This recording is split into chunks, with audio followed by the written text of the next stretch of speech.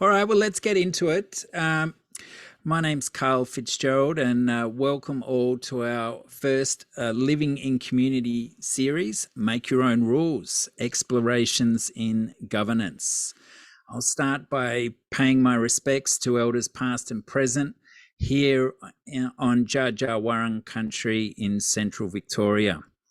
Grounded, just a little bit about us. We're a pretty new NGO, about 9 months old, and we're trying to help get community land trusts over the line. For a long time, they've been talked about in Australia, but we haven't yet got one fully in operation. So we're busy making links with planners, councils, friendly banks, and working hard to centralise so much of the CLT knowledge base that Louise Crabtree Hayes has put together. You can hear more about community land trusts and their place in the housing puzzle in our next Living in Community webinar on April 19th. But whatever model you choose, we've got to make for-purpose housing a force to be reckoned with, because we just can't allow these profit-seeking developers to determine the essence of our lives. So with that, let's get on to today's event, where we're joined by Megan James, one of the founders of Tuntable Falls. She has a master's in cultural anthropology. Robin Clayfield lives at Crystal Waters, where she runs her dynamic groups, creative facilitation courses, including one coming up on social permaculture. Wish I could be there for that one. And Peter Koch is from Moora Moora Eco Village in the Yarra Ranges outside Melbourne, and has a PhD in sociology, and runs workshops such as eco warriorship. So panelists, I wanted to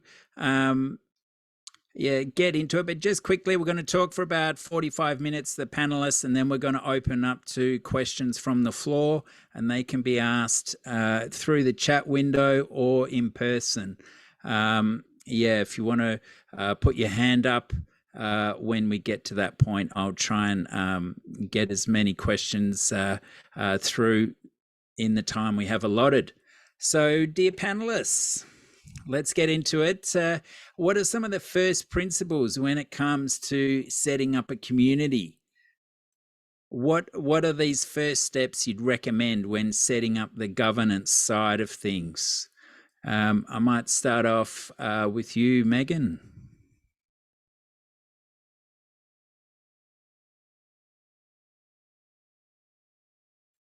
I have to say that again. I've unmuted myself. Okay. I think the most important thing is you're dealing with people. People have conflict. I think you really, really need to have good, workable communication structures, which include a lot of transparency.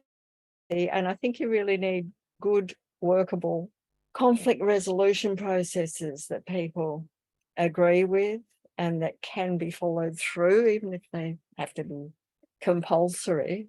I think if you spend a lot of time on those two things, other things can flow a lot easier, a lot more easily. I think if you neglect those aspects of people, communication and conflict resolution, then little issues become big issues, and things go stale. If you can really work that stuff into whatever structure you set up, I think it's incredibly important. That's all I have to say on the matter, I think, right now. Yeah. That sounds pretty good to me. Robin, what do you think? All right. Oh, yeah, this is quite a bit of my core work, answering this question, I guess. And over many years, as well as living at Crystal Waters for 35 years, I've also consult to different groups and organisations and quite a lot of intentional communities over the time. So I start to notice themes, and usually people call me in to come and do a facilitation of a day or a weekend or something, often when they're in trouble. Not like Narara did a few years ago when they were starting out. You know, that's the ideal thing, to be looking at the social design before we go into creating community together. And the first place that I always start with is needs. What are the people's needs who are coming? And then looking at what are the group's needs, the actual community, what's it likely to need? And if we look at needs first, then people are less likely to get disappointed when they're not met. And probably the next step for me would be checking in on our values, our principles and our ethics, things like that, and looking at whether we're a good fit and a good match for each other, and then coming up with shared agreements and understandings around how we make decisions, how we do all kinds of things together, and like Megan said, how we solve conflict when it inevitably comes up. So those kind of things would be my first steps. We didn't necessarily get to do that at Crystal Waters because it was designed by a team of 4 people, and lots of us, like myself, just bought into the plan and trusted that things would evolve. So we didn't get to set those kind of things from the start. But yeah, so definitely look at that before you begin. Thanks, Carl. No worries. Peter, over to you. What can I add? Well, I think this question of size, the question of what is appropriate, what are the needs of the group as distinct from what are the needs of the individual in the context of what we're facing, the future we're looking at. So you're trying to create a community from now to the future, and given we've got climate catastrophe bearing down our throats, then I think the needs of 1974 are quite different from 2023 or 4. So, I mean, it's easy to start a group when it's small. It's a bit harder to sustain it. So a bigger group is better than a smaller one. And I think one of the key things is defining the boundaries. What are the limits within which tolerance is allowed? What's allowed within? And what happens when the boundaries are crossed, whatever they may be, in the light of, and how you define those boundaries, I think needs to take into account the future we're looking at. Yeah, nice. Good. A lot of top line points there. And, you know, getting that working group together. Megan, Peter, you were there. Peter, you're saying you should probably start off with a bigger group. No. We started with a group of 7 for a vision statement, writing our vision statement, and then looking for land, and took a couple of years to find the land. So it's now 50 years since we started. It took us 2 years to find the land. So I think it's the design, though, overall. What are you aiming for in terms of the size of the group, given its location and given its circumstances that are coming? So, for example, when we designed ours, we would design a cooperative. And the idea of a cooperative is a mixture of sharing, and an assumption is that what's not shared is specified, and only what's shared is specified. In a commune, if it's not shared, not specified, then it's assumed to be common. So I think the degrees of sharing is a very big question, and therefore the degree to which the more sharing you have, the greater you've got to engage with each other, the greater the importance of the group processes, and the greater the importance of the power of the group to manage the boundaries, manage the individuals.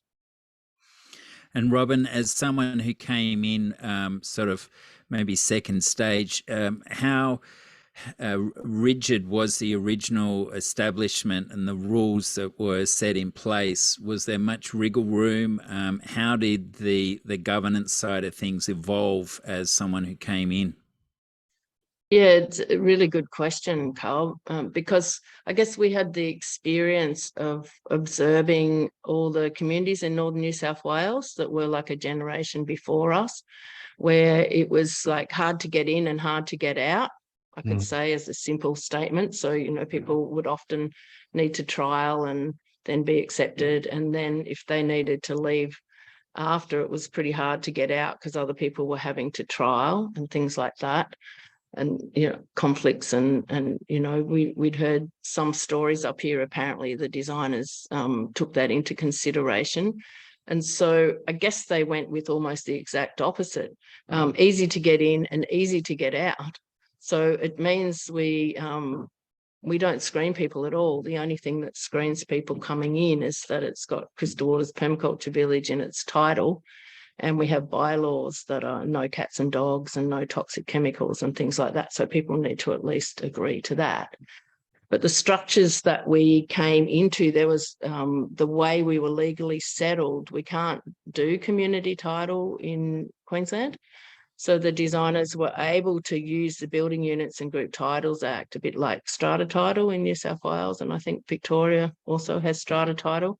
So it's like freehold lots, but normally in high-rise buildings or blocks of units. So each of our 1 acre lots is a freehold title within the broader 640 acres. So that was set in place. We can't change that. We'd have to go to state government to, maybe there's a bit of wriggle room with state government.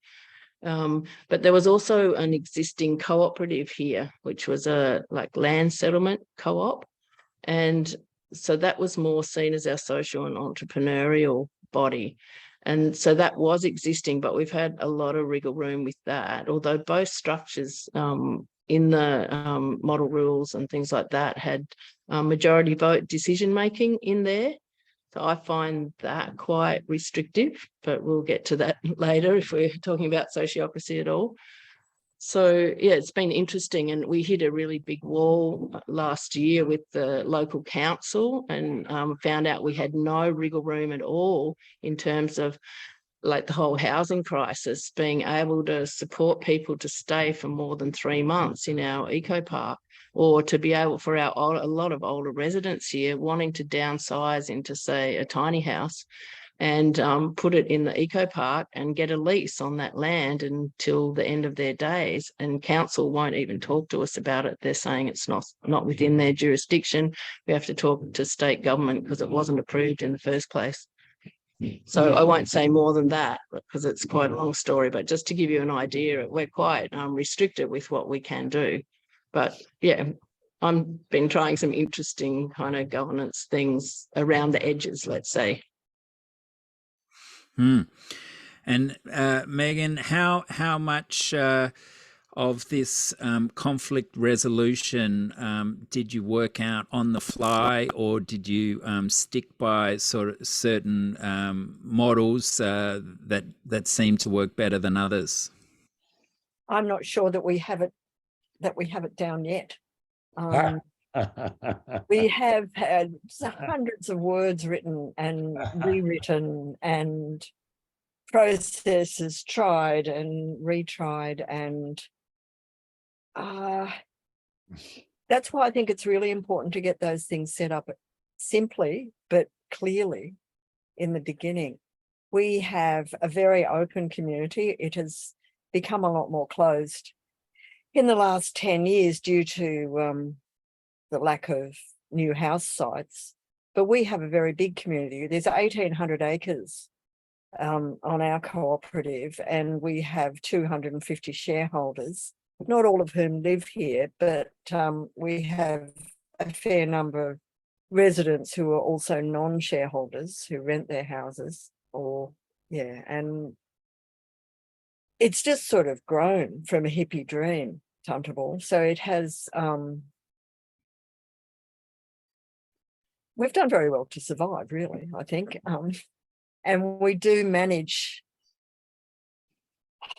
conflict through a structure which works well when the people using the structure are committed and skilled, which is our grievance process and our grievance officer. And we used to have a very active social supports group which assisted in conflict resolution, among other things.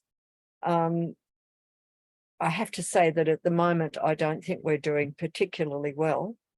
So I can't say that we're doing anything really extraordinary. We also have, in 250 people, you get a lot of people with mental health problems, particularly if you're an open community. And we have very incredibly cheap shares.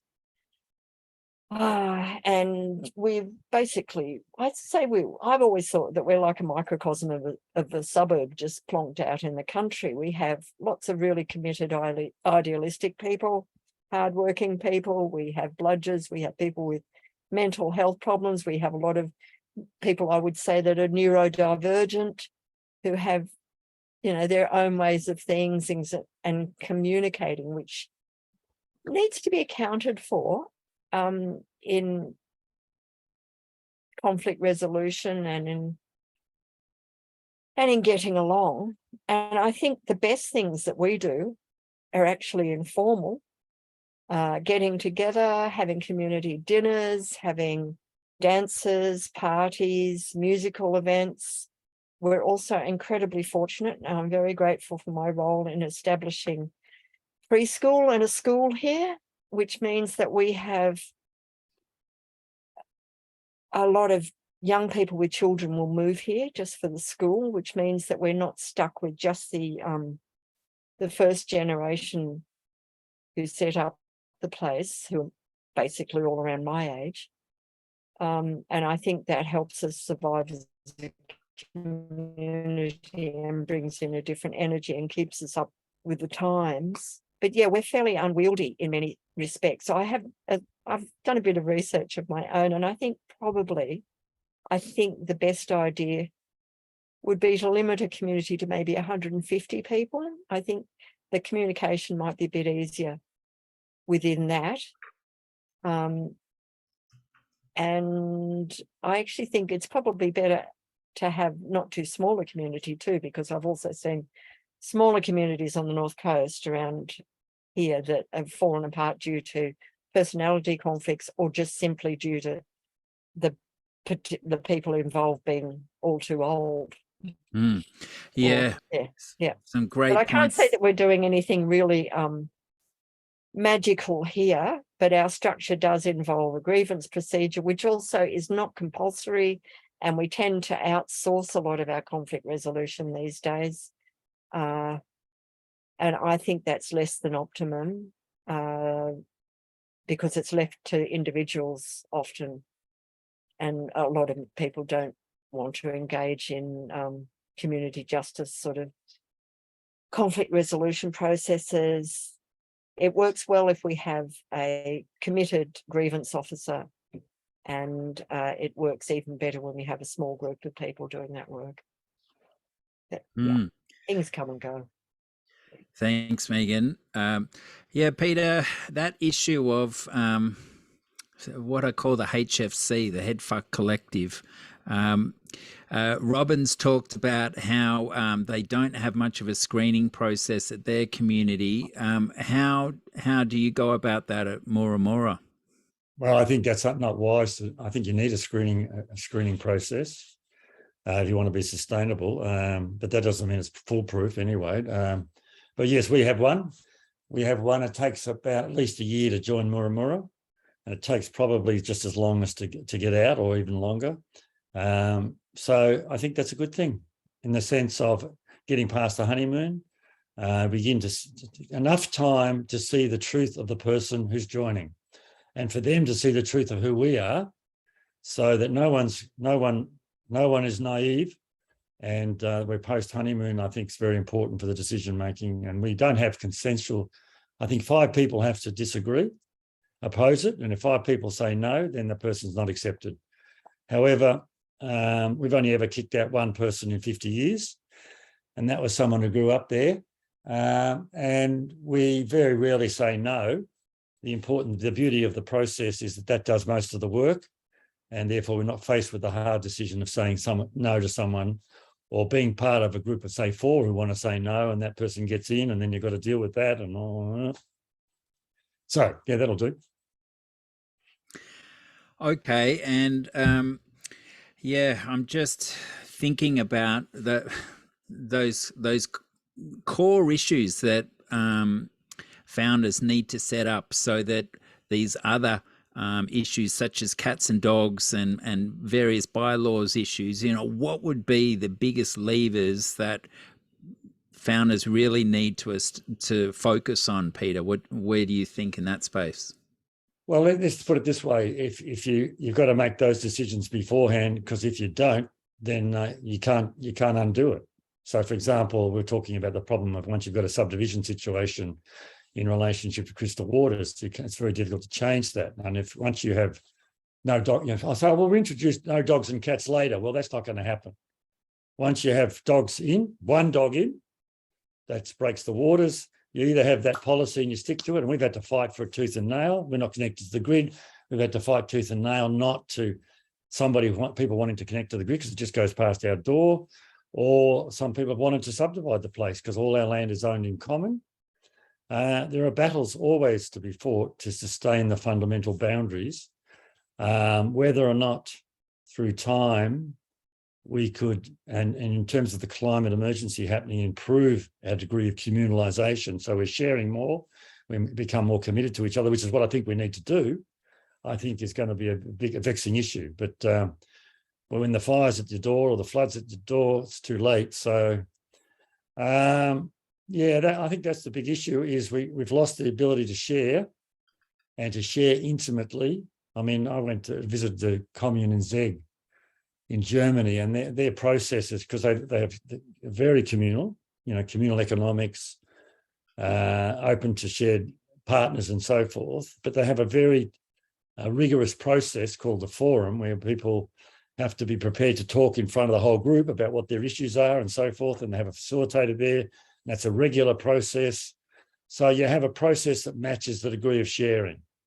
So if you're pretty dispersed and you basically live private lives and you've got a bit of extra add-on co-op, you don't have to worry too much about it.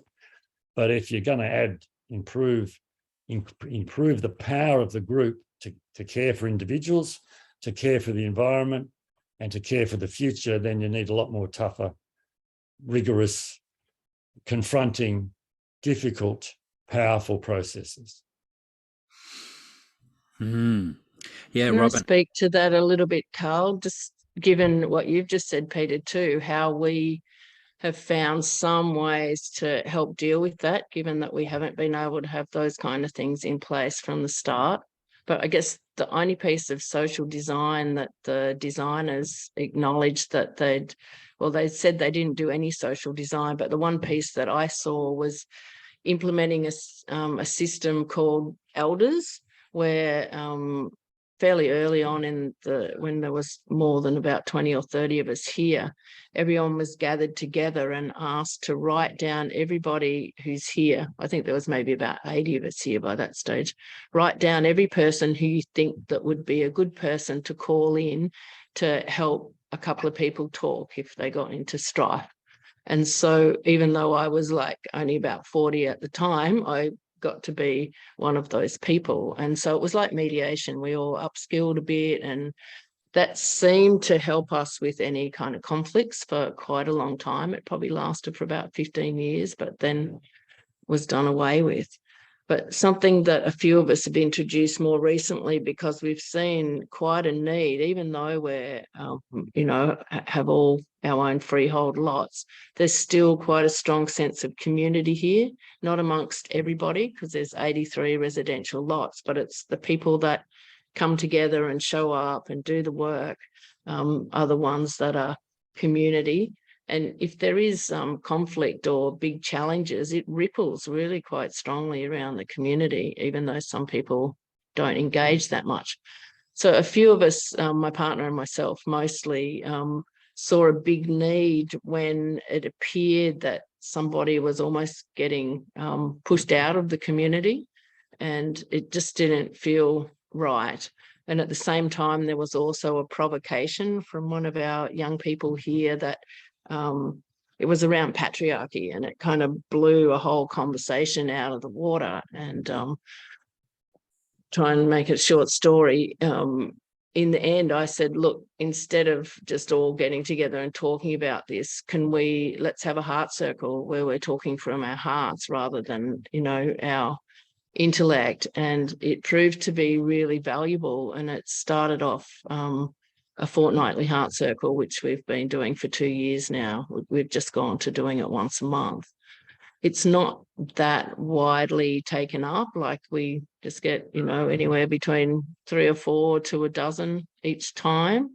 But my core underpinning that you started your question with, Carl, to Peter, my answer would be about building trust. The more that we can build trust together, then the more we're able to make the more difficult decisions together, and, you know, start using creative processes and things like that that can help us talk a bit more easily. But we've also started a practice group in restorative practice. So that's been going for about 2 years now, once a month, just practicing with, you know, someone brings a little conflict they might have with someone outside the community, and we all take roles and practice how that might work. And we're hoping to get enough of us skilled up that we can take live conflicts fairly soon. So we're starting to, you know, come in from, you know, the other end without it having set up to start with, and who knows how it will be accepted. We're just going with the feel of how the community is about it, and yeah, I think we're doing okay. And NBC workshops, obviously, and sociopathy things. So we're slowly starting to build in more social design. Fascinating. Megan, when I visited Tuntable a few years ago, I thought it was very interesting that if there was a housing site that, well, basically someone had to live in the community for 12 months and have a majority of people speak for them to join the community. And then if there was a site they were to build on, they would put up a big flag on a post and leave that there for X amount of months. But how has that worked in terms of helping people move smoothly into the community? Well, I have to say now that process is basically defunct because all the house sites are allocated, and we're restricted by the number of house sites that council will allow us. So we have now about 130 approved houses, and I think we've got 4 or 5 up our sleeve. But so nobody's sticking up flags anymore. The process now tends to be people buying houses, and they go through that same process. They have to now get the approval of all the neighbours and, you know, live here for a year and stuff like that. But in the past, that flag raising procedure was good because you raised your flag to the height of the building that you were going to put, so anybody that could see it would know, you know, could imagine what, and you put your plans out on the community notice board so people had a fair idea what you were going to stick there, and you had to talk to all the people that you might be sharing water supply with, roads, any other communal electricity facilities, anything like that. I think it actually worked fairly well. We also have a rule, which was that neighbours could veto a flag raise, but they had to have reasonable grounds. And that persists as a really valid rule, actually,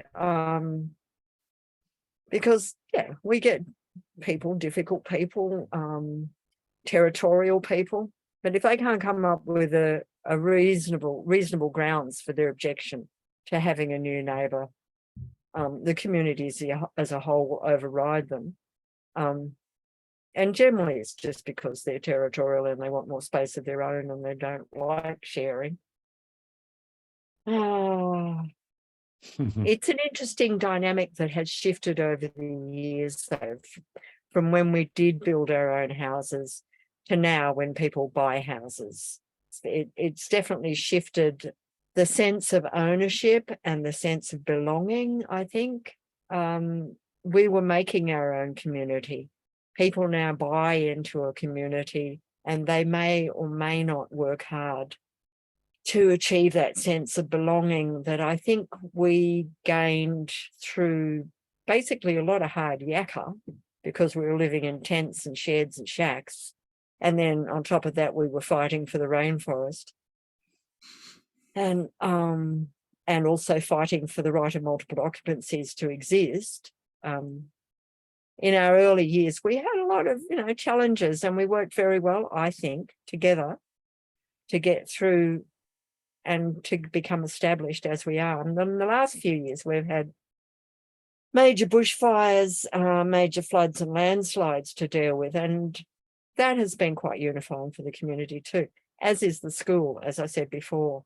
And yeah, while the house flag raising procedure, I think, worked fairly well in the past, it's no longer quite the same procedure. And we're not, I think people have to work harder to attain that sense of belonging. And I'm not sure that we are actually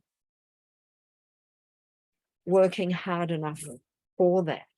It requires the individual to want to belong.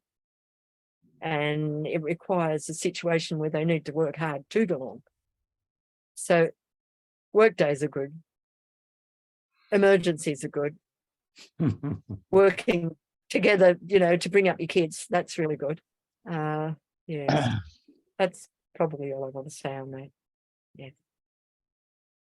Peter, can you bounce off that community engagement? How do you wrestle with that concept of belonging and getting people to feel like they're part of the action? Well, I mean, we can have all the opportunities to participate that you like. If people don't want to and got engaged, then that's a problem. But I mean, we've got a problem with our culture. We've got individualism gone mad. And we're trying to step away from that towards a more community-based life. And that's a big return to community in one way or another, in whatever form, is a big step. I think I don't want to scare people up by talking too much about conflict, because conflict's inevitable and it can be a great growth, a great energy, if depending on how you manage it. So let's don't make conflict a negative. It's a question of not being overwhelmed by it, by doing the design so you minimize it. Like, for example, having 12 months before you can join, having, in our case, we have 6 clusters, so we're not all in one village together. So whatever's going wrong in one cluster is not going to necessarily infect the whole community. So, I mean, you can design to minimize conflict, but at the same time, you need to also design to use it as a resource, as a creative resource for change, for evolution, for energy, and for helping people to have a good look at themselves. I mean, don't come and join a community if you're not prepared to own your shit, because sooner or later, the boomerang's going to come back to you. It's easy to project it out, but eventually, if a community's got some power, it'll bring it back to you to have a look at yourself. And I think fundamentally, our culture does not believe in community as being important for the individual's development. And yet we know it's vital for a child. It's also vital for adults. So we've got a great cultural barrier to confront that. Looking after the group and looking after the self is mutually beneficial, so long as you've got structures that facilitate that. And Peter, how do you go when you've got some people who've got lots of energy and lots of commitment? They're up on Sundays, early, doing the gardening. How do you then share the spoils without creating that ripple effect of concern? Well, I think the extremes are the problem. People who do work too much, take on too much responsibility, take on too much power is one end of the continuum. The other is people just want to feed off the community and drain it. And if you have too much of either, it becomes too hierarchical, too few holding it, and then they get burnt out, and then you've got a void. I mean, this whole community fluctuates like a wave. It comes and goes, it comes up and down. You've got to allow for that flow. It's important to allow for the evolution of it. So the new people come in and they have a say, they help to shape it and create it. But what I say is, well, you've got a new idea. That's great. Is it better than the old idea? Prove it. Show me. Convince me, and then we'll make the change. So I think being open to change, but being accountable to history is important, because we didn't make those decisions historically for stupid reasons, but the circumstances may have changed, and therefore and there are a number of ways of killing the cat. Hopefully you do. So it's important for me as an elder, being responsive to that. There are other ways, not just your way, Peter. I mean, the beauty part about going into a meeting, I think I've got the best idea. I go into the group meeting and they come up with a much better idea than me. That's fantastic. Of course, the opposite also happens. Where do our panelists sit on consensus versus democracy? How do we handle that little worm? Well, I'll say something. We started off with consensus decision making, and nothing worse than consensus trying to exhaust a community in its early stages, when you've got no culture, all you've got is a vision. You're trying to create form and structure and eventually culture to replace a lot of the structure. It takes a long time. And consensus decision making is exhausting. So at the initial part, of course, you've got a high level of commitment. But we now have a situation where we aim for consensus. And now, after 50 years, it's pretty easy to get it most of the time, because we've got culture, we've got history. So there's a whole lot of social structural support for consensus making. But in the early days, it was a nightmare. So we used to have to have consensus for new members, and now we say 5 people. And people often said to me, Peter, no, you wouldn't, no, because it used to be consensus. So if I said no, or anybody said no, that was it. And then eventually they said, well, we're going to arrange, and I'd say over my dead body. Well, that wasn't a very wise thing to do, because they said they'd arrange that. I've got my burial site, but I'm not dead yet. Oh, goodness. Robin? Yeah, interesting thing to check in on, given that both our legal bodies here have majority vote decision making. The earlier community here that was in existence before the permaculture village did meet by consensus, and they got into quite a lot of strife with that in the end, and that was kind of part of it disbanding, and what Peter was talking about, the different energies. Some people put in too much time, effort, and use of power maybe, and some people don't do anything. So that kind of separated all that out. But with Crystal Waters, there's a couple of times in the history of the 35 years that I've been here where I actually got into trouble once for advocating consensus decision making, because 2 of us on the board, I was chair of the board in the very early days, first couple of years, and there was a huge decision to the tune of, probably $100,000 in those days to be made about building the first building in the village. And the community was split on it. And the board was split on it. And if the 2 of us had have voted, it would have pushed our barrow, and that more multifunctional building would have got built instead of a joinery shop. But basically we said to the board, we're not prepared to vote. If we're split as a board and the community's split, we obviously need to talk about it more. And that was quite revolutionary to that group of people in those days, and it didn't go down very well. And we ended up having to spill the whole board and turned into a big drama. But further down the track, I think one theme that I want to bring in here is I'm hearing from Megan and Peter a bit that, their communities have settled a little bit over time. I'm not sure if I've heard that correctly from Megan, but certainly with Peter. We've had a really interesting pattern come up, and we may get to talk about this more later, but we were looking like a retirement village at one point, maybe about 10, 15 years ago. And I was one of the younger lot holders, and I was still, pushing it really. And what's happened is that a lot of our kids who grew up here, who were like 2 or 3 or 5 when the community first started coming back. They'd gone out in the world for 10 years or so, and they've come back. And there's quite a few of them here now that have been here for like 10 or 12 years, a few of them. And even pre-COVID, there was quite a lot, at least 10 or so, and more since COVID. So we've got this whole younger generation who actually think really quite differently, some of them, to the older generation. And maybe they, and also the other dynamic of people building big houses here. Like Megan was saying, now there's people buying in to a house, not to a block, and doing the grassroots thing. So we've had a lot of people just buy in who could really afford it, and maybe have come from the city and have kind of different way of looking at things, doing things. and different ethics. So we've got all kinds of diversity here, the most very diverse community. So to come to consensus, it would be a pretty interesting thing for us to even contemplate that. But when I look at our voting at either of the annual general meetings, we've come a long way. I think we're not fighting in meetings, we're having really sensible discussions, and people they're voting, but most decisions are close to consensus, but you'll only get a few the other way. So it's kind of morphing into that direction in some ways.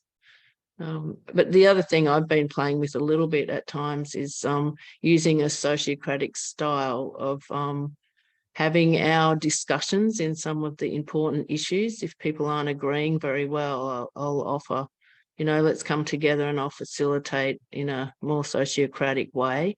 And it's just helping people have much more information and be able to, like Peter said, change your mind and a better idea comes along. It's like sociocracy is such a great thing for helping us pool all of the information that we need. And yeah, my dream for Crystal Waters, and I may not see it in my lifetime, but it would be to having sociocracy introduced as an overlay to our communities, so that one of the circles is our body corporate committee, one is the cooperative, the directors, one is our bushfire brigade, and then the working groups of the co-op, and possibly little teams around our different managers for the body corporate. Anyway, it's just a bit of a dream and a vision, but who knows? Yeah, fascinating. Sounds like a great pathway to take, to evolve towards. And Megan, Bruce asked whether the concept of consensus has changed over the times. How does it work at Tuntable? Well, we have always had majority voting within the early years, with intense discussion, massive intense discussion about things like meat being eaten on the property, and even things like whether the co-op rate should be used to purchase tampons for women. All sorts of stuff just got chewed over in the early years, really intensely. People all living together in the few farmhouse buildings that were here. Okay, but it was always majority voting. And we've basically just followed, like, meeting rules for any old meeting of any old committee anywhere, pretty much. But having said that, we have, for major rule changes, we need 2/3 majority at an AGM. For bylaws, we just need 50%. But if there are issues that are really much bigger than, and we have a meeting every month, we have a whole community meeting every month. When I say whole community, it may be anything from 20 to 40 people that attend. It's usually about 20 to 30, usually at least 20 and more likely 30 out of our, 250 residents. And a lot of that is just day-to-day mundane business, like somebody wants to put in a grey water system and they've got to get the environment coordinator to go and look at it, or they want to cut down a tree or something, stuff like that. But if there are bigger issues like what we are allowed to build on our common lands, I'm not thinking very clearly. I'm really tired, but we have a forum. If there is no space within a monthly meeting, our tribal meeting, or an AGM to really chew over the issues, we'll have a forum. And I think probably 4 or 5 times we've done this, and we've devoted a weekend to chewing over an issue. And from that, we usually get consensus, because the only people that attend are the people that are concerned about the issue and have positive ideas to contribute. And yeah, that's been a really good place to have good creative cooperative decision making, which generally ends up being pretty much consensus. The rest of the time is just move along. We've got a meeting to run. We'll vote on this. That if an issue is split, it's 51 to 52, that that issue will come up again and again and again, until there is a more creative path found for it. But yeah, I think our majority voting works well, because you've got to have, you know, it's a practical thing. A lot of the stuff you're talking about is roads or, you know, very, yeah, mundane things. You don't need to have consensus or everybody agreeing whether they're vegan or carnivorous or whatever. And it's better in many ways. I think people very easily tend to become position bound, and that can really, really destroy any attempt at consensus. Consensus requires much smaller groups of people, I think, and it requires more time and a sense of vision, which isn't always present in mundane sort of discussions of stuff. It's an interesting question, though, and I do think that consensus was much more popular in the 1980s than it is now. Yeah, I'm sure we're all benefiting from shorter meetings with majority rules. But Elle asked a good question here. What efforts do you take to actually inspire fun, and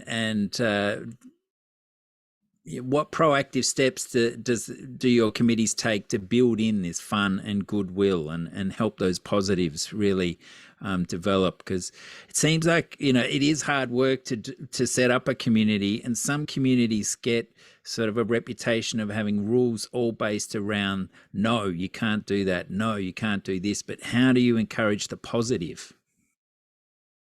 Can I answer that? Because that's something I've been pretty much involved with since I came here as a young woman of 25. I think food is incredibly important. I think if you have an event and you provide food, it's community building. And I think we're pretty much in.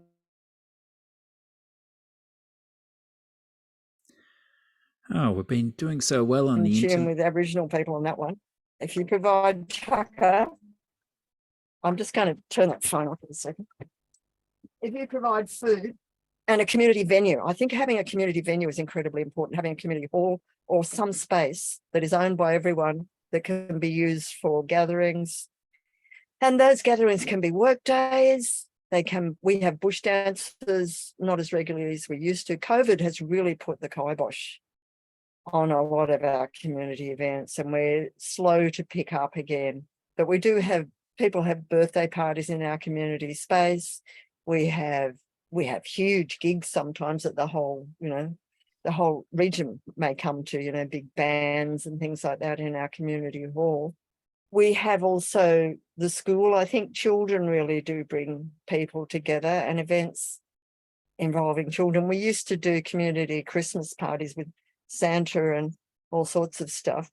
We have had over the years a dropping off that's increased a lot in the last few years, but at least we have a mail service. That means that our community, one of our community buildings is attended 3 days a week when the mail is delivered.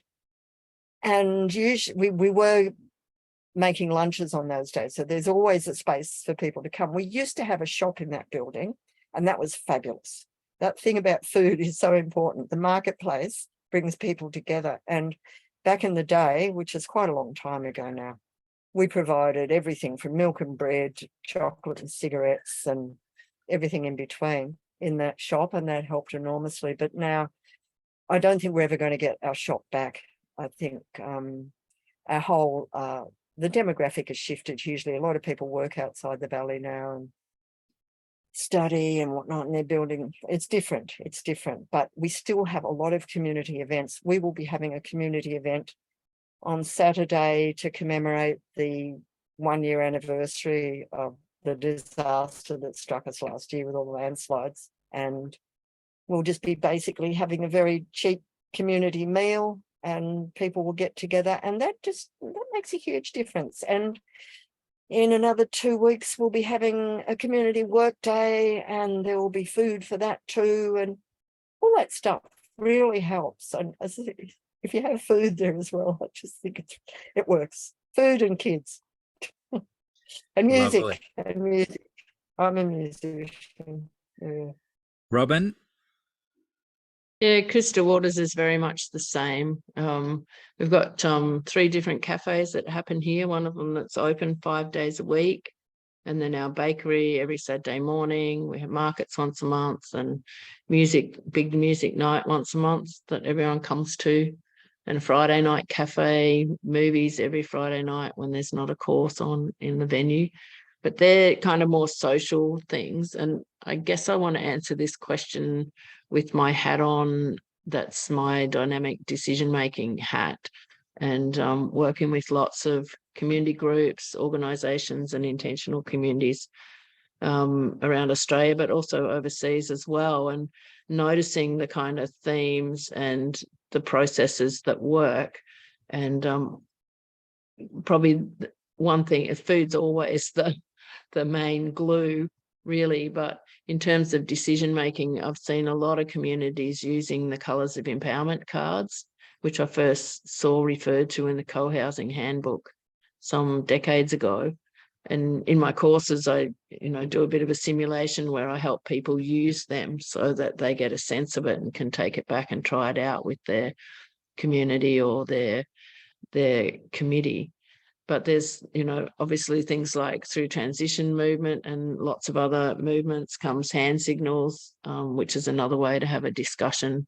I use hand gauges and things like that to make decisions, which has become pretty common, using Zoom all the time with COVID now, using thumb gauges and things like that. Work a lot with the 6 thinking hats, Edward de Bono's process, so that if people want to have discussions, it's a bit more colourful, a bit more creative, and people explore how they're feeling and how they're being creative, ideas and all of that to, have a more full sense of the information before making a decision. And all kinds of creative ways to even make decisions, like using sociograms and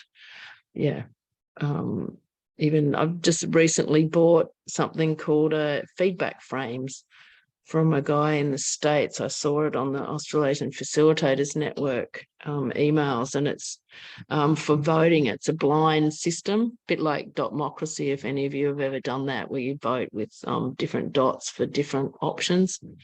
But the feedback frames has a frame with different slots in it, about 8 different slots, and they can be labelled different things, and you vote for which things with little markers that slot down in there and then hide themselves so that people can't be influenced by other people's choices. But just stuff like that. I've got a whole toolbox and a resource kit. There's a couple of people on this call that I know have done that workshop with me. But I really like to help people make having discussions fun and engaging, so that, we don't lose people from things being boring or confrontational. So that maybe the last thing I'll say on that is just a little gem of wisdom that Starhawk and I realised when we were working together at one point, that we both have a passion for decision making. And I'll put it in my Australian language, but she totally agreed with this. It's like, if we're not playing for sheep stations, why bother? Just toss a coin or play scissors, paper, rock or something like that. Let's not get caught up over the little things. Let's just, spin the bottle and pick the one that points to, that kind of thing. Anyway, that's enough from me. Thank you. No, I love it, Robin. Thank you.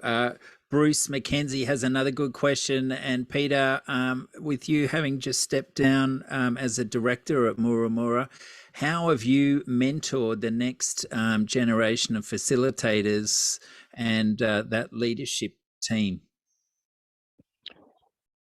Yeah, well, I mean, our structure is that we have a once a month directors meeting, which is officially a directors meeting, but all members of the community are invited to participate. So the directors don't have formally any more power to make the decision than anybody else. So in a sense, it's a community meeting, but the directors also have, they meet once a month as well to make administrative decisions that it's not about sheep stations, but that's it. So that's important in terms of having some hierarchy, but having it really constrained within the community spirit of decision making. In terms of fun, I think allowing for humour, I think it's important to have humour, bring humour into the process of decision making rather than see it as, we have a party afterwards or we have a meal or whatever. It's a question of having a process that recognises each person and gives space to each person about the listening and hearing and acknowledging difference and then working with it. What have I done to help facilitate? Well, I'm not a director now. I mean, I've always made sure when we first started the community, I was the leader. And after a few years, I was overthrown and I realised as a sociologist that needed to happen. I didn't particularly like it at the time, but that's what needed to happen. That was good. So the community took control of itself. And I've always only been a director every second year. And now I've decided clearly, I've said I'm retiring as a director. The question of my role as an elder and how that's facilitated, legitimated or not is an interesting one for me, as it is for the community. I don't know how we've got officially an elders group, but it actually doesn't have much legitimacy or function. And it's really an informal process, really. So I think about, okay, well, that person would be really good to encourage a person to become a director, encourage new people, someone to take on an initiative in a group, subcommittee or whatever. So I think that, and then from my point of view, accepting being in the back room. But that's not withdrawing. I still have an opinion. I still voice it, but it's usually more through other voices. Let's put it that way. Good one. Good one. I'm interested to hear from our participants. If anyone wants to open up their mic and ask a question, particularly, have we missed a particular angle? Are there any community leaders here who have a different perspective on anything we've discussed? Anyone want to put their hand up? Okay, well, yeah, Carolyn's talking about succession and knowledge transfer. It's such a crucial area. In this modern era, how are our panelists using tools such as Google Docs to sort of document the history and have sort of that open source wiki type page where people can update instructions on how to start the community pump or whatever it may be? Are any of those sort of tools coming into play? I use that in my work with other groups and organisations, and certainly with the co-op board. I've been the director for the last 3 years and the chair up until end of October last year, and we were using Google Docs a lot, and I kind of introduced it into the board, which surprised me. Even now, one of our main admin person wasn't, that into it. So I guess we've been a bit behind the times, really. I tend to work because I write books and make resource kits and things like that. I tend to have that available as PDFs for people, and also put them on little thumb drives and that kind of stuff. But I wouldn't say I'm very advanced. We're not using any online decision-making tools with the co-op board or anything like that. Yeah, we could advance more. Like our office has just graduated to using Xero for our accounting and things like that. That was a pretty big step. But, I think we'll get there gradually as some of our younger folks, because we are a much older community, we're using fairly conventional things and just slowly adding one thing at a time. Can I speak to that? We've had several attempts at having online forums. I think we've had 3 or 4 even, set up by people who are into that sort of thing. But we have a very big community. Not everybody is computer literate or even wants to be. And while there's definitely uses for some forums like that, I think it misses the personal touch. I think I think an actual in-person community meeting or even a community dinner or a school camp or whatever, I think that is still far more effective in really helping people communicate clearly. A lot of people are different when they write an email to when they talk to you. You know, there's a whole, it's the medium stuff. I think as a community, my experience is that we do better when we're relating as just ordinary human beings and not getting too intellectual or not getting too position bound. And I think there are dangers in online forums through the use of words like that. Anyway, they've never been successful here. They've never gone really anywhere particularly. And it'll be interesting to see if that changes. So I'd like to add to that and endorse what you've just said. And our community is split on the use of Zoom. I mean, COVID forced us to use Zoom, and we're still waiting on the report of a working party, which was set up some time ago after a community meeting, discussed this issue quite intensely in the sense of, and to quote, this is, in a sense, Zoom is about bringing the globalization technology into the face-to-face community. And I think it's essentially has a destructive outcome from in terms of building our bonding, which is, you know, physical. It's about what non-verbals. It's about a whole lot of things, dimensions of meeting, which we can only do half of this way. And so we haven't resolved it. And it's interesting, we originally, when we started to do Zoom, we don't do Google. We probably should do what you just said before, but we haven't done that really yet. Well, I just think it's an invasion of globalization into the face-to-face community, and we should be very wary of it. Yeah, I was certainly only talking about the documentation and the sort of key learnings over time being recorded somewhere, whether that's on the cloud or on someone's computer. You know, people are commenting here on the chat saying, you know, how lucky we are to be having this discussion. And yeah, I'm certainly feeling that.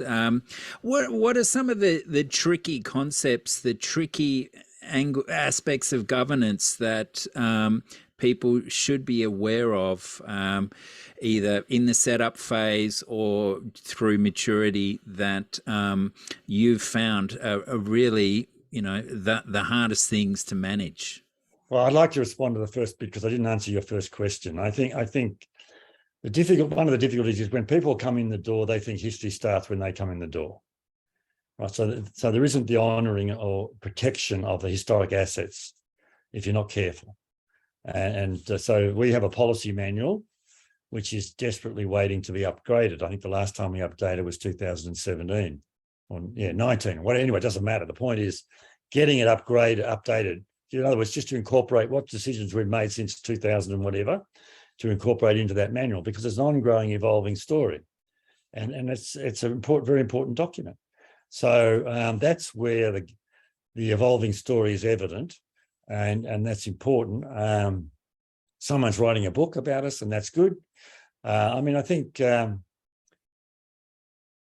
so yeah, I mean, the dialogue between those who come in the door now and someone who's been here for 50 years, I mean, it's an ongoing issue, and but that's as far as we've got. What are the key issues? I think the key issue is developing the we consciousness.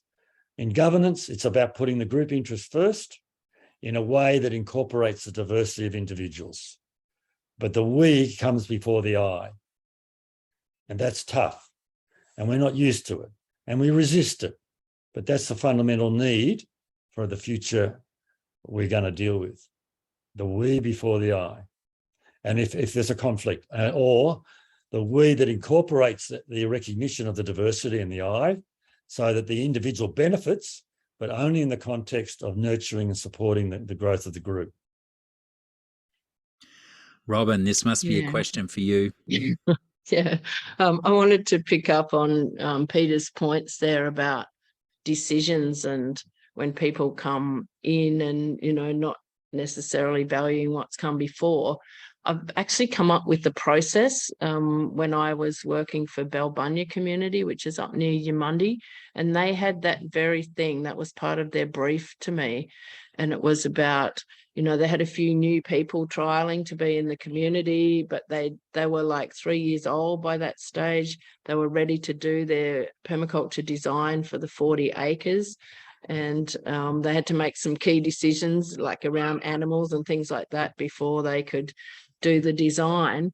And they were saying, how do we move forward and know that a decision's a decision? Because every time someone comes, they question it.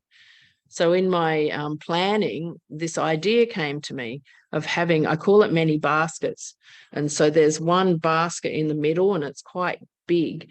And so it's physical. I like to use tactile, visual, creative things, but it can become, you know, line items in a document, you know. But the idea is to sort your decisions into different baskets. So anything that the community makes that's a shared agreement or a decision that's unanimous, it goes in the middle basket, and you can get ceremonial about this. Like I work with people, groups, setting group agreements and helping them do that sometimes. And so when they come up with their agreements, they might all be on little icons drawn down and on a bit of sticky carpet, and we'll all hold the carpet and go, yay, we all agreed on this. It took lots of time, but how fantastic is this? And all put it in the basket together. And so the vision statement can go in there, and the, you know, land use manual and all of those kind of things. And then there's a basket that sits really close to it that's kind of like just a couple of people weren't 100% into this, but they weren't prepared to block it. So it's like your consensus -2 or whatever. So you've got both of those baskets close together, and you know you can go ahead with that. And if somebody comes new into the community, you can hand them what's in the basket. And it's like, this is our community. This is what we've agreed to. This is where we're at. And some might have review processes attached that we're going to review that in 6 months or whatever. Then there's a basket for needs more discussion. So you don't get to hold up a meeting when it's obvious that it's like a big thing and everyone wants to talk about it. It's like, oh, hang on, how about we put that in the needs more discussion and keep going with our meeting, and we'll come back to that as soon as we can with a good process and a facilitator to help us discuss that. Then there's one for conflict, same thing. It's not the too hard basket. We'll come back to it. And yeah, with a really good facilitator or process. Then there's one for no, if the decision is not to proceed with something. There's one for personal projects. I think Megan was referring to something like that before, when people just want to do something that suits them. That, you know, why block that if it's just someone's personal need? And then there's one for things that are completed, and remembering to celebrate those things and maybe evaluate and review them and that kind of stuff. So it's and I've introduced it now over the last 10 years or more to different groups and communities, and I get really good feedback about it.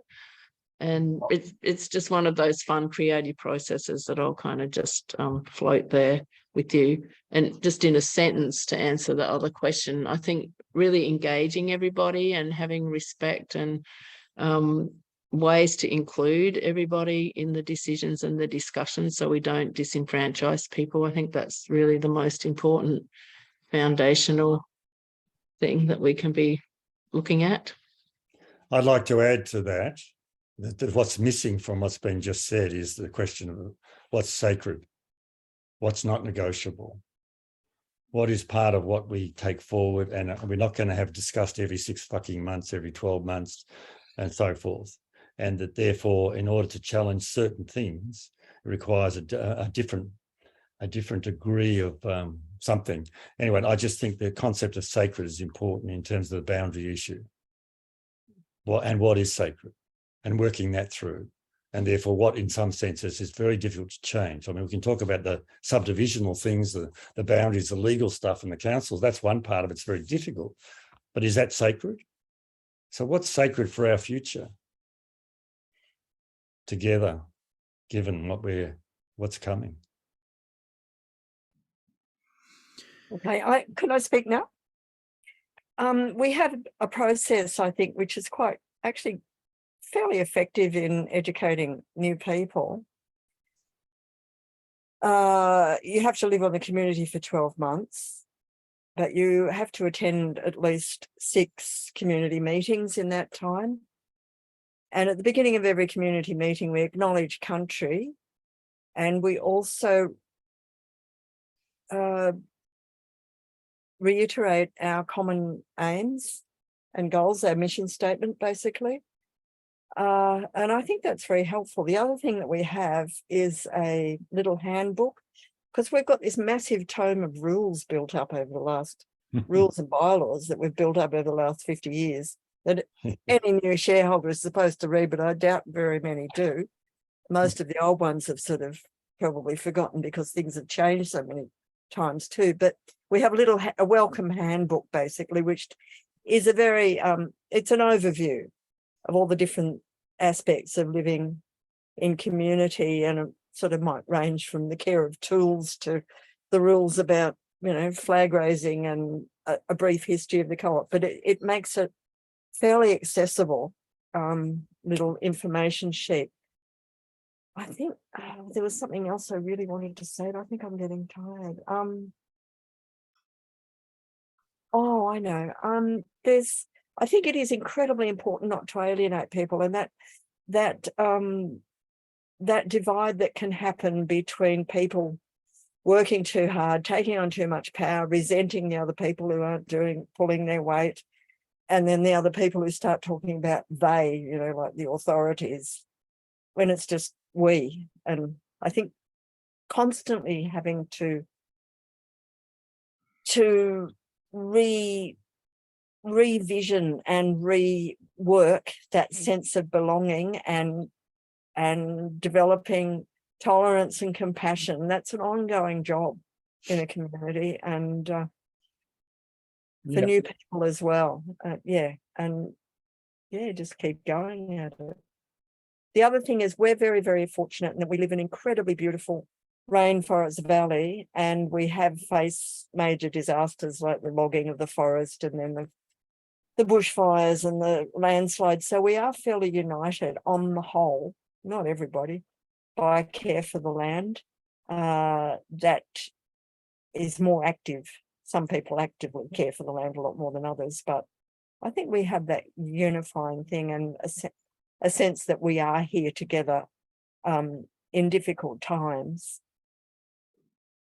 and that climate change, that we were talking about 50 years ago is actually happening, and that we are needing each other to get through it.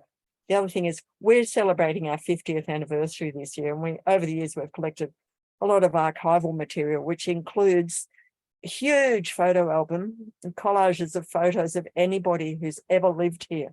This is a massive project, and we started it, I think it's 25 years ago, maybe it's 30 years ago actually. And just that constantly working at ways to increase people's sense of belonging and that nobody's left out in the cold. It comes together really strongly when there's an emergency, and I think we do that incredibly well. We do great funerals, but it's something you've got to work at when there's not an emergency, I think, too, and it's really, really important, But those little processes can help, and having information booklets, all that, Jason Lasky asks us whether any community here has used a community currency, and I'd certainly like to know, has that helped reduce any of the conflicts that might happen between the hard workers and the cruisy types? Cruisy types. We I guess Mullaney let system was the first let system in Australia. So we're just 25 minutes from Mullaney and come under that umbrella.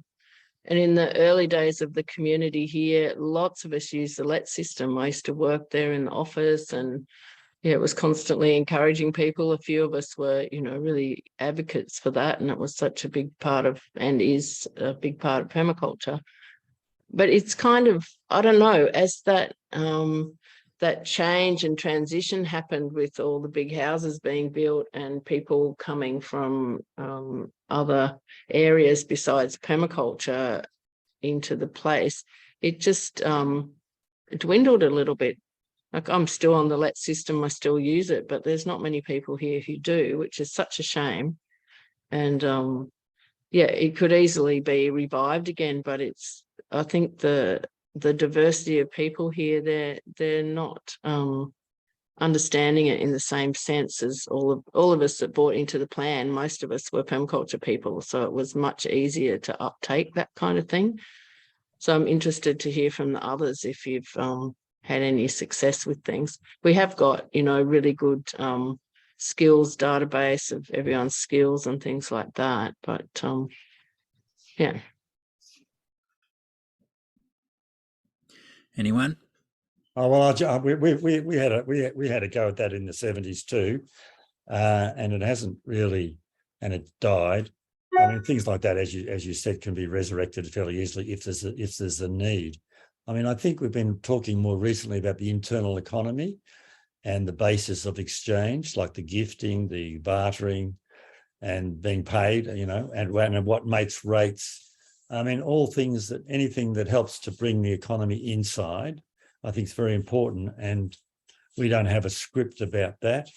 I think there's pressure to offer mates rates. You're not traveling, so if you're a plumber or whatever, to offer a different rate inside than outside. And I remember confronting a new member who has just been qualified and was looking forward to being paid the proper professional rate, and she was charging that internally.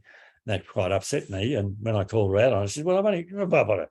So there was no policy about that. It was just my particular perspective.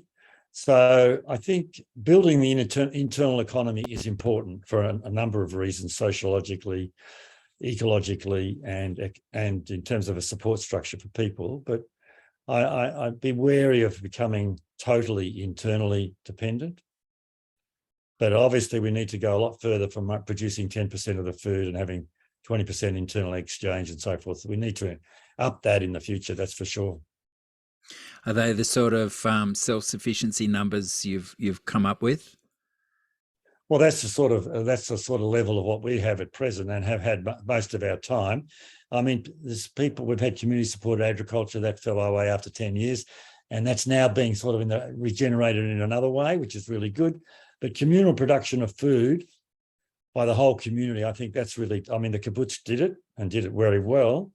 But in Australian cultural context, I don't think it's very, very sustainable. But community gardens, where everybody has their own little plot in the same area, I think that works pretty well. So, a mixed economy internally, I think that's the important thing to promote at the moment. As much as possible. As feasible. We have swaps these days every few weeks where people bring anything that they've made or grown or processed down and swap. Yeah. Things like that all the time. I remember up in the Rainbow region, they used to have that, I've forgotten where it was, but where you could only exchange with food. You wouldn't accept money. You had to have food, or you had to have food to exchange. So I had to go down to the market and buy it and then come back and do the swap, But there's a point to that too.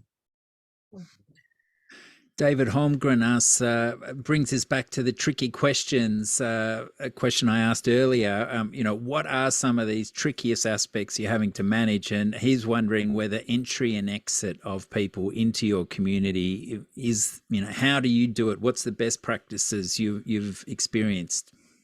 It's Sue Dennett here on David's computer. Good on you, Sue. Anyone got an answer? I can give a brief answer to that. Entry requires a year's residence and acceptance. And we've accepted just about everybody, sometimes to our detriment. Exit requires you to be prepared to sell your house only for the value of rebuilding it, for the replacement cost of that building, which means that unless you've got a fairly healthy bank balance or rich parents, you're disadvantaged in purchasing in the rest of the world. And that can prove tricky, I think, really, because people stay on in situations like, for me, I can't deal with the landslides near my place. I am dealing with them. I am doing a whole lot of bush regen, but I'm 70 years old, so I'm paying somebody to help me do that. But long term, if I just stayed in my house, it would just crumble around me and the weeds would grow, and that happens. Quite a few people here will stay and not care for the land, and ultimately it's not very good for our community doing that. So while we're trying to discourage speculation and make it so people without high incomes can buy into the community, it's definitely got a few deficiencies. But it does encourage young people to move here, which is good for our community's survival and for our, passing things on. I think Tuntable will survive. And it's a huge community. I mean, it's a massive social experiment, really, that's proven it's proven and it's surviving. So, yeah. It's interesting for me because I'm ready to exit, really. I don't know that I'm altogether ready to leave the valley. I've got 2 children and 2 foster children and grandchildren and foster grandchildren that all live here. So, but I'm definitely ready for an easier physical life. So, yeah. However, there's one thing about living in a community that I think should always be said. And it doesn't matter, I think, whether it's an intentional community or not, but once you're part of a community, you're always part of that community. You come home and it's always home. You belong and you always belong. You know people and that's always there for you. And I think that's fantastically empowering for people in our culture. I mean, we don't live in a vacuum and we're affected by all the horrendous overregulation and, the climate change and war and disaster and all the rest of it. But to have that sense of community is immeasurably valuable and totally worth working for. Yeah. I might just throw in there that one of our exit strategies is that we can be buried here in our cemetery, so we don't have to leave at all. Wow, isn't that beautiful? You've thought that far ahead. Fantastic.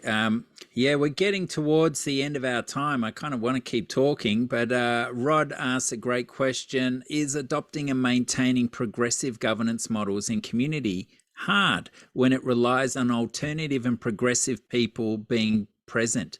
Is Australian alternative culture getting more conservative?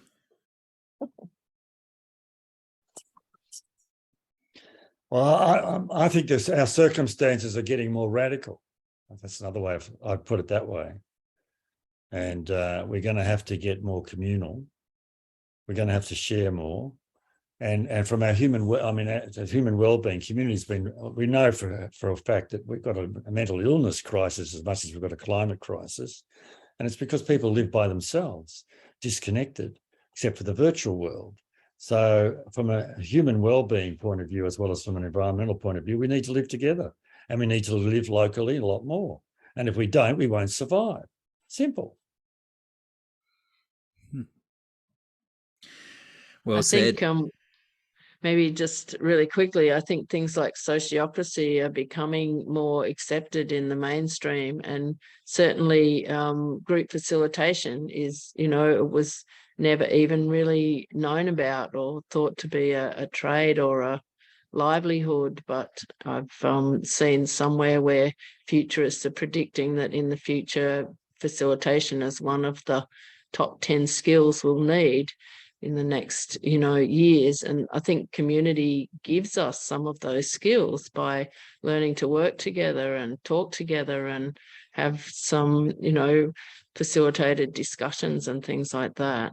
So, yeah, just a little seed in there. Certainly sociocracy it can be more accepted in the mainstream.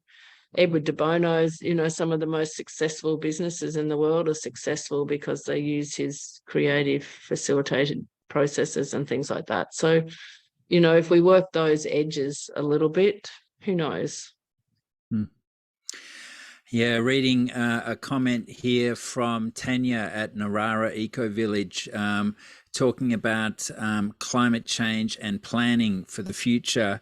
From what I understand, most of your communities have been around and got to a stage where you have some financial resources together. Are there any plans on what you can do with those to best deploy them to look after your community, or what is the priority with some of the little nest eggs that have developed over time? I think the willingness to share. For example, we know banks don't like lending to co-ops. In fact, Malani Credit Union was the only one that was willing to lend to Moora Moora to on-lend to housing. So, and that's one of the reasons why it gets too cheap to join and too expensive to leave. And that situation needs to be addressed with. So mobilising our financial resources so that we're willing to lend to members. And we're doing that progressively more and more and more. And lending through the co-op, like I lend money to the co-op and the co-op lends money to other people coming in. So I'm not directly lending to a person, which helps reduce the interpersonal risks involved. But the fact that we've done that for some time and we've never had a problem lending. So I think the question of using your resource to support the individual in a way that doesn't put too much pressure on one-to-one relationships and at the same time is carefully managed is a great way of bypassing the banks now that we've been going for 50 years. Love the sound of that. Yeah, with Crystal Waters, we had somebody leave half of their estate to the community and half of that to the body corporate, half to the co-op. So we've only, the body corporate only works to a budget and we pay levies to that budget. So it doesn't have, surplus funds or anything apart from this little bit that Lois left. And with the co-op, we paid $22 a year membership. And that's it. So the co-op has to earn every cent to pay wages and insurance and just huge levies and huge bills. So it struggles all the time to be able to be developmental in a good, ethical way. And when I was on the board till recently, the big hurdle we struck was that one I mentioned about council. Just not even like pulling the pin the day before the meeting, the planning meeting with all the planners, where we were going to finally get to talk about whether we could get leases in our eco park to be able to, make available first stage 7 tiny house sites, trying to address the housing crisis, which would also be supporting the co-op to have some more, sustainable income. Stage 2 was about 12 more sites that we could have put tiny houses on. Just to build 3 cabins in the eco park is proving difficult, but our big hurdle is and it's something that when I finished on the board, finished my term, I thought this is something that I can take on just under my own steam, and that's to work with other groups around Queensland who are looking at being able to take this kind of stuff to state government and change the legislation so it's possible for people to have tiny houses and caravans on people's rural land, and for us to be able to have more accommodation, for co-housing to be possible in Queensland, because it's not. And, I imagine it would be great for us if our elder people could downsize from their lot, a whole acre, which they can't, older people are having trouble maintaining, downsize so younger people can take that over and then live in a co-housing or a tiny house. And some of our people are wanting to do that, but we've got our hands tied. So that's a challenge. I forgot the original question. I hope I didn't go off on a tangent. No, that was interesting to hear about the economics there and how the co-op has to stretch a little to pay for rates and so forth. Yeah, that's something we can learn from. Megan, how is Tuntable thinking about using their resources to best prepare for the future and whatever that may bring? Oh, well, sorry, I keep talking about disasters, but we've had some massive challenges, and we have our own fire brigade. We have to sort of work on the practical level massively, really. We have our own fire brigade, and since the bushfires of 2019, which seriously impacted our community and nearly burnt down my house and quite a few others, but also brought our young people to the fore as heroes and got them out into the bush and really working well together. We've upgraded our firefighting capacity massively. We talk more about setting up communal gardens like we had back in the 70s, but that hasn't manifested yet. We've been really hard put to just cope with what happened a year ago. We're also, in terms of our financial, a lot of our finances have just gone towards remediating landslips and re-establishing roadworks that got totally destroyed last year's rain events. We don't have the funds to do what we used to do, and we also, unfortunately, we have people who work off the property who have different, not different values, but different priorities. When we first came here, we had a rule of no driving on the property. That was, that enabled us, apart from protecting the wildlife and keeping us all very fit, it had the outcome of giving us a fair bit of disposable income from a very small levy that we were paying, which enabled us to set up our preschool, our school, our community hall, our healing centre, the Rainbow Cafe in Nimbin was fairly self-supporting, and our community shop. We set up all those structures, like literally built them and maintained them from really pretty small financial input. Now we are paying massive amounts of rates, and we're talking about employing a manager or two in the office. We've got a project worker currently employed to write an operations manual because the administration has become so unwieldy and so difficult to hand over effectively between volunteers who go on the board. And a lot, yeah, we are not really preparing, we don't have young people who have the sense of ownership and the sense of building community that people of my generation had. And as I say, people are talking about community gardens, and that includes new people and younger people, but it's not actively happening. We spend a fortune on our roads because people need them to drive out of the valley, go off to work and to go off to study. So I'm a little bit, I feel a bit desultory about a lot of our capacity to move forward into the challenges that are facing us. But that's partly, I think, to do with my age. I think there's something about getting to this age where you do start to retire a little bit. And I'm just waiting for the young people to pick up basically those things. And I have to have faith. A lot of young people who grew up here have moved back here for the school when they've had children. And a lot of young people have moved here because there are opportunities here that they wouldn't get elsewhere. So I'm just hoping that when, I can't think of the right words, that when the numbers sort of shift, the demographics shift, and there are more people in their 30s and 40s than there are in their 60s and 70s. I did a demographic study a while ago. It was pretty interesting. Yeah, when there are more younger people, if they will just pick up, because I think the groundwork has been laid. Is unfortunately, we've been sued a couple of times. We were sued once over the Rainbow Cafe. That took a lot of our money, took a lot of our energy.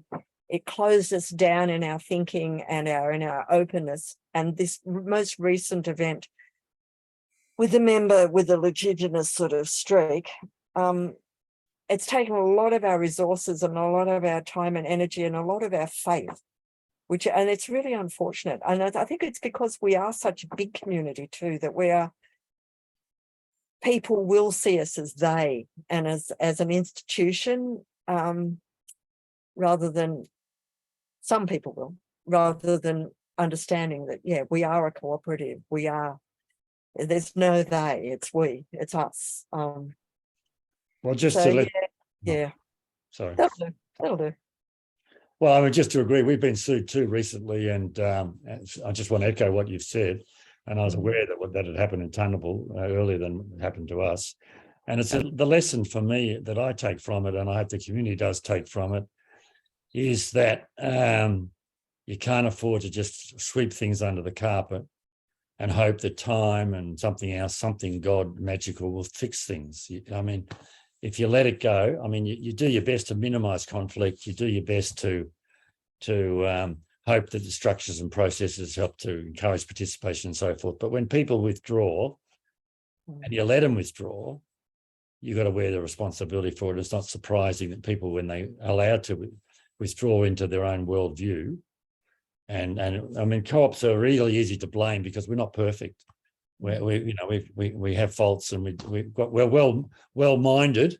We have good intentions, but that's another matter. So it's a lesson not to let things stay under the carpet and bring things on the table, even though it's conflictual and adds a tension in the community by so doing. To not do that leads to an explosion waiting to happen. Yes, well, let's try and finish on a positive.